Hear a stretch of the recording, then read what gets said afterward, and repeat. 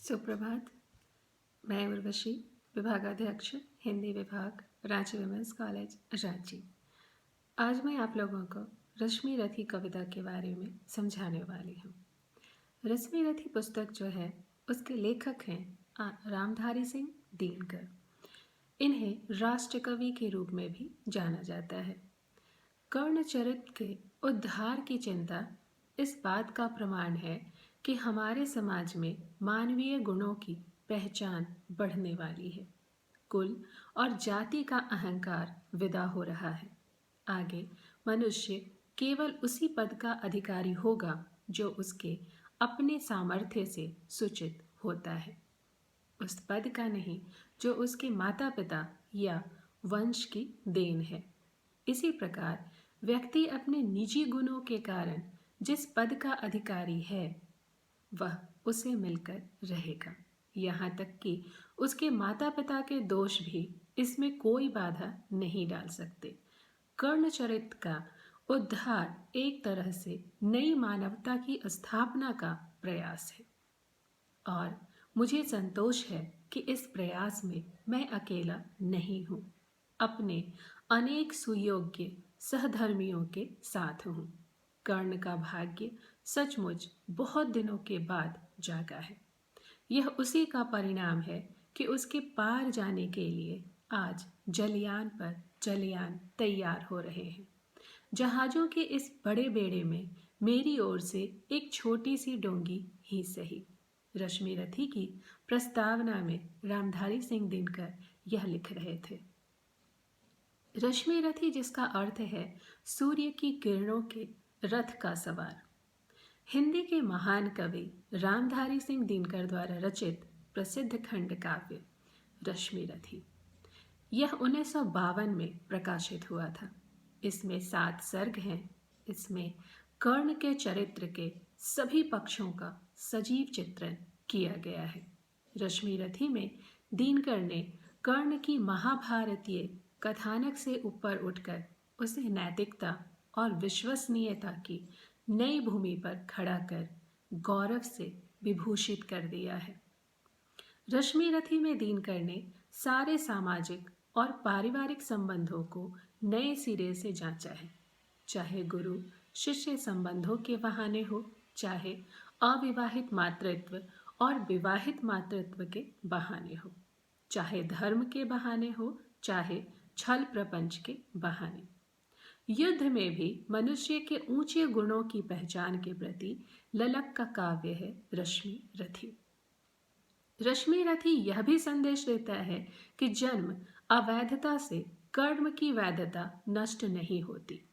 अपने कर्मों से मनुष्य मृत्यु पूर्व जन्म में ही एक और जन्म ले लेता है। अंततः मूल्यांकन योग्य मनुष्य का मूल्यांकन उसके वंश से नहीं, उसके आचरण और कर्म से किया जाना चाहिए। दिनकर में राष्ट्रवाद के साथ साथ दलित मुक्ति चेतना का भी स्वर है। रश्मि रथी इसका प्रमाण है।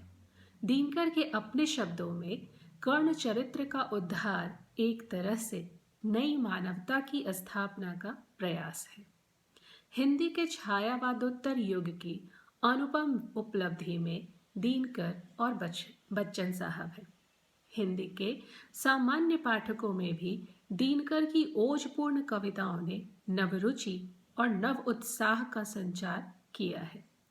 उनकी कविताओं का प्रधान स्वर अन्याय के विरुद्ध आक्रोश का है। समाज में स्थापित हो चुके अन्याय के प्रति आक्रोश। दिनकर ऐसी अभिव्यक्ति के लिए ऐसे नायक की तलाश करते हैं जो उदात्त चरित्र संपन्न होने के अतिरिक्त अनिवार्य रूप से पराक्रमी हो।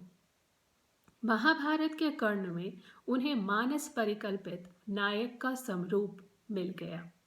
महाभारत के स्वयं श्री कृष्ण के कर्ण के प्रति व्यक्त उद्गार देखें हम।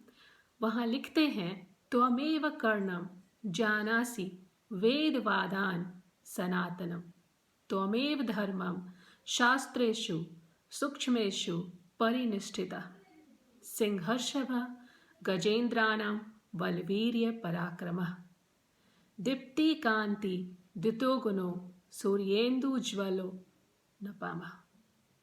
ओजस्वी कविता की रचना में रमने वाले दिनकर का मन तेजस्वी कर्ण के व्यक्तित्व से सहज ही अभिभूत हो गया। युयुत्सा और संघर्ष कर्ण के व्यक्तित्व के अभिन्न अंग थे। व्यक्तिकता का निषेध करने वाली वर्ण व्यवस्था के प्रति कर्ण के संघर्ष का आरंभ किशोरावस्था से ही हो जाता है। किशोर कर्ण के अंदर एक महान योद्धा होने की संभावना बीज रूप में विद्यमान थी।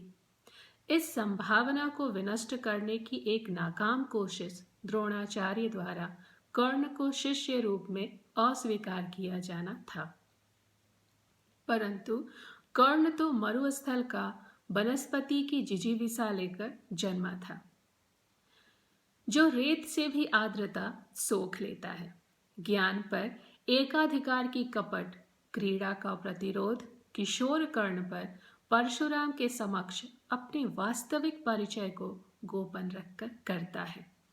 किशोर कर्ण का यह असत्य प्रचलित व्यवस्था के क्रूर सत्य की तुलना में नगण्य था। फिर भी कर्ण श्राप का भाजन बनता है। वैयक्तिकता और व्यक्तित्व के हनन की ये दुश्चेष्टाएं वर्तमान काल के लिए सर्वथा अप्रासंगिक हों ऐसा नहीं है। हाँ, परिवर्तन की सुगबुगाहट अवश्य दिखने लगी है। स्वयं दिनकर के शब्दों में आगे मनुष्य केवल उसी पद का अधिकारी होगा जो उसके सामर्थ्य से सूचित होगा, इस पद का नहीं जो उसके माता पिता या वंश की देन है। वह कहते हैं कि जो आत्मगौरव हम स्वयं प्राप्त करते हैं उसी के हम लायक होते हैं। तूने जो जो किया उसे मैं भी दिखला सकता हूँ, चाहे तो कुछ नई कलाएं भी सिखला सकता हूँ। कर्ण के जातीय परिचय की आड़ में कृपाचार्य द्वारा जब वैयक्तिकता के उद्घोष के स्वर को शमित करने का पुनः प्रयास होता है तो कर्ण का संचित आक्रोश फूट पड़ता है। जाति जाति रटते जिनकी पूंजी केवल पाखंड, मैं क्या जानूं जाति, जाति हैं ये मेरे भुजदंड। पढ़ो उसे जो झलक रहा है मुझ में तेज प्रकाश, मेरे रोम रोम में अंकित है मेरा इतिहास। दिनकर पूरे विश्व को अपने हृदय में समेटने वाली सहानुभूति को आदर्श मानते थे। उन्हीं के शब्दों में हम देखते हैं, भारत का मन राष्ट्रीय कम अंतर्राष्ट्रीय अधिक रहा है।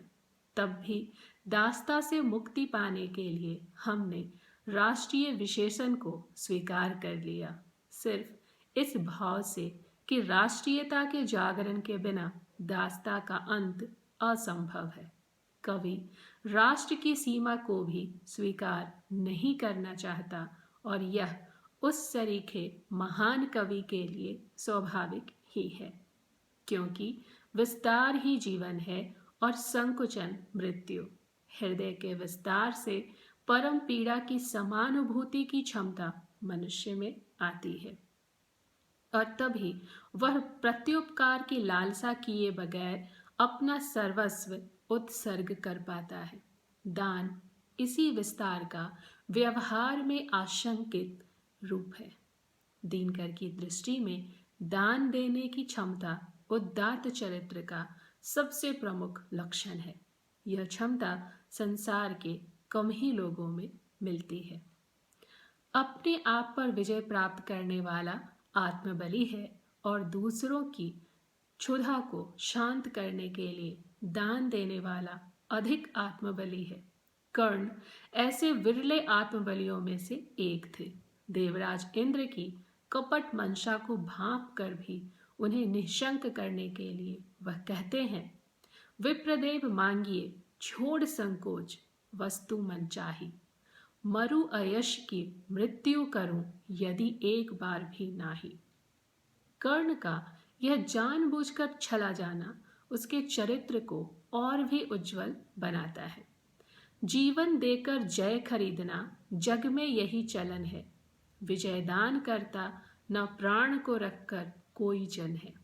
मगर प्राण और प्राण रख कर प्रण अपना आज पालता हूँ। मैं पूर्णाहुति के लिए विजय का हवन डालता हूँ। कर्ण की इस वीरता से इंद्र का भी हृदय परिवर्तित हो जाता है और वे कर्ण को एक काग्नि देने के लिए विवश हो जाते हैं। कर्ण और कुंती के प्रसंग में दीनकर ने कर्ण को उपेक्षित पुत्र की भूमिका में रखा है। माता की कठोर उपेक्षा के कारण कर्ण लांछन भरा जीवन जीते हैं। इस प्रसंग में माता द्वारा अप्रत्याशित स्नेह के प्रदर्शन पर उनका संचित विक्षोभ फूट पड़ता है, परंतु कर्ण स्वभावतः उदार है, जिसका नेह सब पर है और जिसकी दया सबके प्रति है, फिर माँ के प्रति वह कठोर कैसे होगा। कर्ण मित्र धर्म के निर्वाह के अर्थ अर्जुन को छोड़ शेष समस्त भाइयों को युद्ध में नहीं मारने का संकल्प करते हैं। दान के अतिरिक्त कृतज्ञता भी श्रेष्ठ पुरुषों में पाई जाती है। वह सहायता पाने के लिए दुर्योधन के प्रति कृतज्ञ हैं। दुर्योधन ने रंगभूमि में व्यंग्य के तीक्ष्ण बाणों से हतप्रभ कर्ण को उबारने के लिए उसे अंग प्रदेश का राजा घोषित कर दिया था। इस कृतज्ञता को वह मरने तक निभाते हैं। कहते हैं, जोड़ने नहीं बिछुड़े वियुक्त, कुलजन से फोड़ने मुझे आई हो दुर्योधन से। वह कुंती से यह संवाद कहते हैं कि वह उन्हें जोड़ने नहीं आई हैं, वह अपने मित्र से अलग हो जाएंगे इस संधि से। द्रौपदी का चीरहरण ही एकमात्र ऐसा प्रसंग है जहां कर्ण का आहत अभिमान उसे नारी की अस्मिता की रक्षा के लिए विरोध का स्वर भी मुखरित नहीं करने देता। दीनकर ने कर्ण अर्जुन युद्ध के प्रसंग में कर्ण से पश्चाताप व्यक्त करवाकर इस कलंक को भी धोना चाहा है। द्रौपदी चीरहरण के प्रसंग को छोड़ दिया जाए तो कर्ण का चरित्र निष्कलंक है। कर्ण के युद्ध में सेनापति बनने तक युद्ध समस्त मर्यादाओं के अतिक्रमण से विभत्स स्वरूप ग्रहण कर चुका था, परंतु कर्ण पुनः मर्यादा की स्थापना करने की कोशिश करते हैं। वह कहते हैं कि मैं तब तक इस युद्ध को युद्ध ही रखूंगा जब तक मैं जीवित हूँ। कर्ण ने अधर्म का आश्रय कभी नहीं लिया, परंतु अर्जुन ने नितिज्ञ कृष्ण का कहा सुनकर अवश्य अधर्म का आश्रय लिया। कर्ण के रथ का पहिया कीचड़ में फंस गया और निशस्त्र पहिया निकालते कर्ण को अर्जुन ने अपने बाणों से बींध डाला।